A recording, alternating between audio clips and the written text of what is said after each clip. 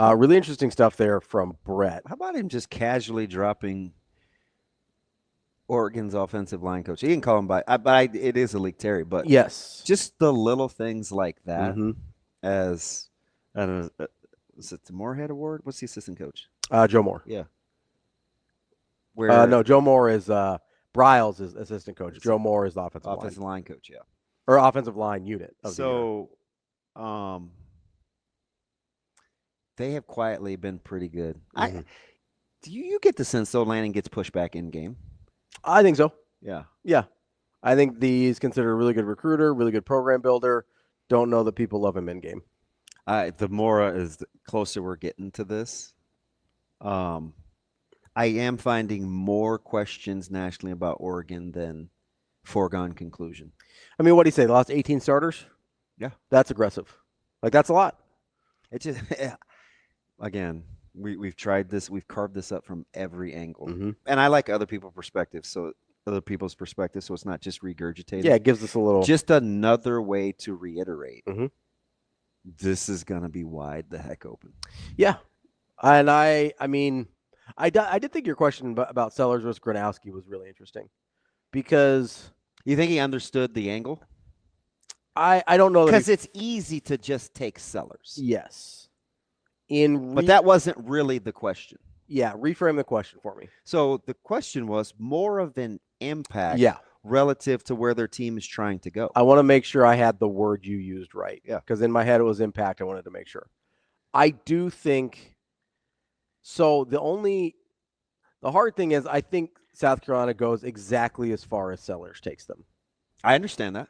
So that's the argument for Sellers, right? If he isn't that dude all the time, doesn't pull the Cam Newton out of the hat, basically, and with Shula as the OC. That's the analogy I'm going to use there. What if Gronowski's quarterback play is worth +2 in the win column? Is that a reach? I don't know that it's a reach, but it's +2 from like a minimum of 7 with terrible quarterback play. Yeah, that's big. No, it is, but if that's huge. Sellers is terrible, they win what, 5 games maybe? What if that's going from 8 to 10 or even 7 to 9? No, I get it. I'm taking it from 7 to 9. I mean, is South Carolina going to win 9? So here's my thing, though. But what did they win without Sellers? Like 4? It's the impact of the play. Right, but if Sellers is worth 4 relative wins, to what those teams do. Right, so if Sellers is worth 4 wins to South Carolina, so let's say they're a 4. He's worth every win. Yeah, so that would be the argument for him making a bigger impact. But relative to where South Carolina is trying to go versus what Iowa is capable of is the question. That's the context. So what if South Carolina wins 8 games? Well, I don't think South Carolina's wherever they're trying to go does not end in the playoff, no matter what. Okay. Right? So that's your argument with Iowa is the high end of where Gronowski can take them. Would put them in playoff contention. Yes. Whereas there's probably not a world in which South Carolina is in playoff contention. That's kind of how I'm framing it. Agree or disagree? That's a fine way to frame it. When you first said impact, I go, how many wins are they worth to their team? Well, that's why when I tagged the question, it was relative to where they're trying to go. And I thought the way my mind was, it was relative to who they are without them. My mind's telling me no. Because I think you could make my body. So that's why I could say easily why maybe Ciancia didn't get the whole picture, because I didn't really either in terms of what you're trying to ask. Because Sellers, like you said, is worth whatever wins South Carolina gets. Yeah. All of them are Sellers. Yeah. Whereas Iowa probably wins 7. You have to look at it in terms of. But their ceiling is not a playoff Iowa has team. been very mid to less than mid at the quarterback spot and still played at a high level. I think you could also good quarterback play is a huge difference maker for them. Huge. I think you could also make the difference that it's harder to go from 8 wins to 10 wins than it is to go from 6 to 8. No, I agree. I 100% agree. So, if Sellers takes them from – because, I 100% agree with you. I'm not going to say South Carolina wins 0 games without Sellers. They would figure out a way to win a handful of games. So, let's say they go from 5 or 6 to 8 because of Sellers. That, I think, is a smaller impact than going from 8 to 10 with Gronowski, if that's what Iowa ends up being. That makes sense to me, because I do think – and we've seen that. We've seen that here, right? Yes. Bo could never get past that that number, right? Sometimes you get to 10, but it wasn't like they weren't ever contender 10. Yeah. Right? And I remember there's one guy that I got to be pretty fun. You remember K. Coos? I don't. Yeah, I met him on social media and then seen him out a couple of times. He's a big tax guy here. And this goes all the way back to the Taylor Martinez days. Like, this is how long he and I have been conversing. He's a huge Chiefs fan. But anyway, Taylor? he would always tell me about, like, next leveling Nebraska. Mm-hmm. And his sentiment was, look, man, like, going from 4 to 8 is significantly easier than 9 to 11. Yeah. Or 8 to 10. I would agree. So, like, I totally understand that. But relative, like, if we just take Iowa, for example, relative to, like, pencil them in for 8 anyway. Yeah, I would say 7, but yeah, 7 or 8. Okay. So what's good quarterback play worth?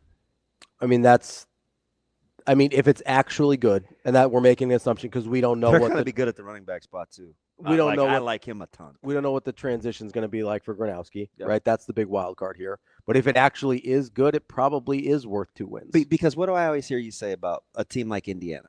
Mhm. Well, I'm not saying they're going to be in the playoffs again. Well, Yeah. Because they won double-digit games. Mhm. So to exceed that, Yeah. you're using the argument the other way. They're already there. It's much more likely that they come back to the pack. Still be good. Yeah. But not. So, like, if you're going to use it that way, then you got to be able to see the difference for us. Even, and it doesn't even have to be Iowa, because I know everybody cringes. But I'm just saying. I just don't know that I'm not ready to put Gronowski. I know you really like him. I'm not ready to put Gronowski. I don't know if I am either, but hear my heart. If he and Lester figure it out, it just changes their profile. Oh, for sure. No, I mean, they're getting no pushback from me on that. If they figure it out, it dramatically. And there's a reason why Bartu and Adam like Lester. Better hire than people thought at the time. Yeah.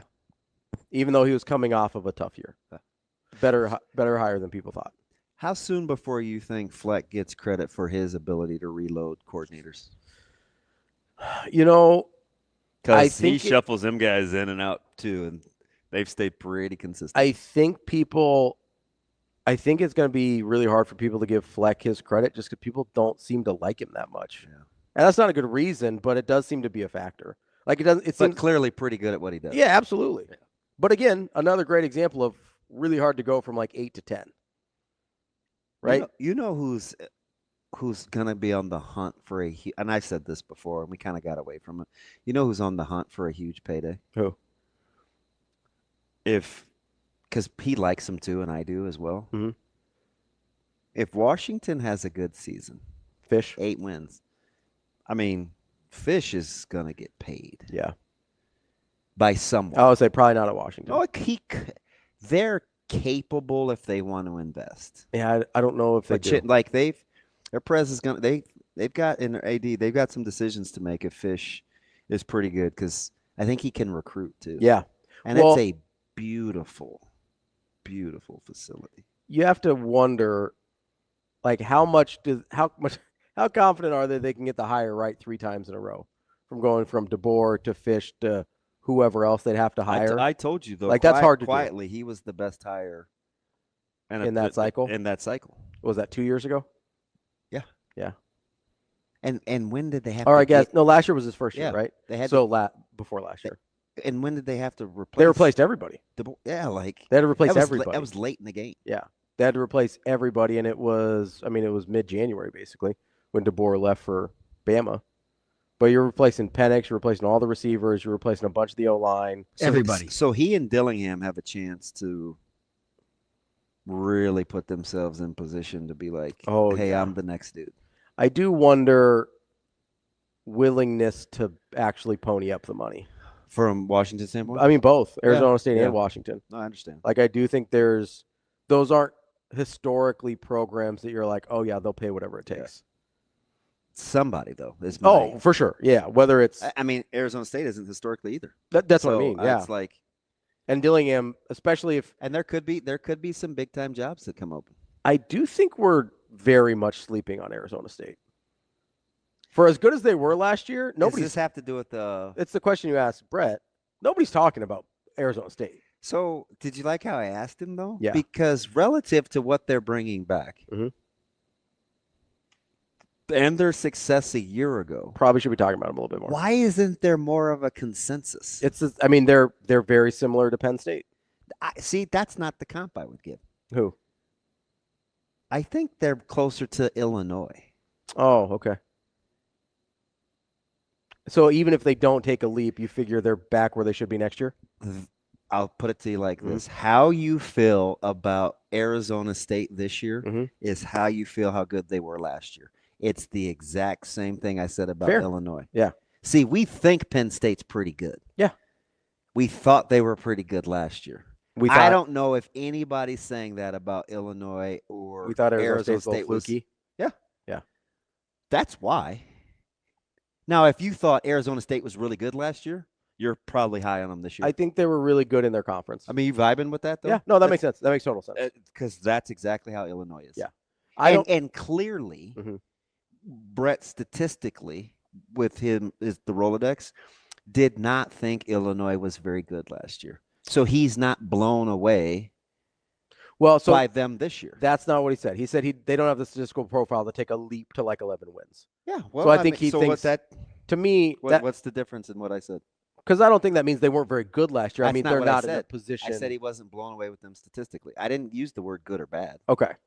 I said he wasn't blown away with them statistically. Because I think they're going to be basically exactly what they were last year. Like that's what maybe the record comes down a game. Did I say good? I thought you said good. Statistically I good? might have. Statistically. Okay. Yeah, that's fair. Statistically, I know I said statistically. they I don't know if I said have good. the Sorry about that. profile of like an Indiana that did blow people away. See, Right? now I think Indiana's just the opposite. I've been trying to make the case about Indiana Mhm. that they were really good last year. Yeah. And all I ever hear is, well, I don't know if they're going to be back in the playoffs. I'm like, guys, I'm just telling you, they were good. They were legitimately good last year. That was a good. And And maybe I don't have any problem saying that.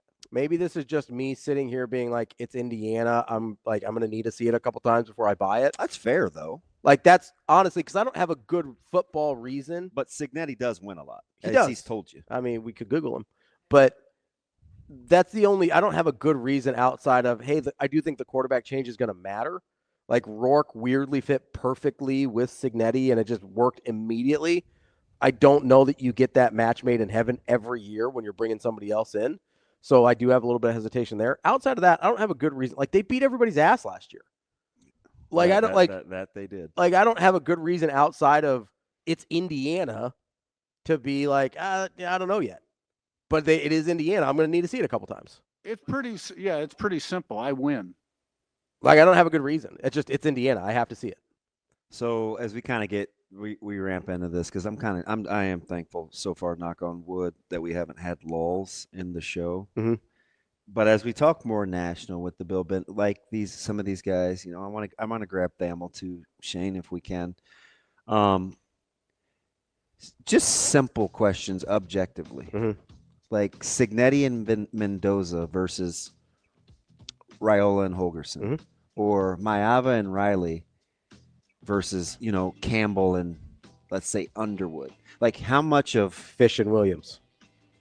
like how much of what we're talking about is going to come down to it's the separators and the meat, the sandwich part of the Big Ten is simply QBs and OCs. Yeah. It seems like a pretty like a lot. substantial. It seems like a lot. Doesn't it? And if that's the case, I'll take my chances with our guys. Gonna be weird.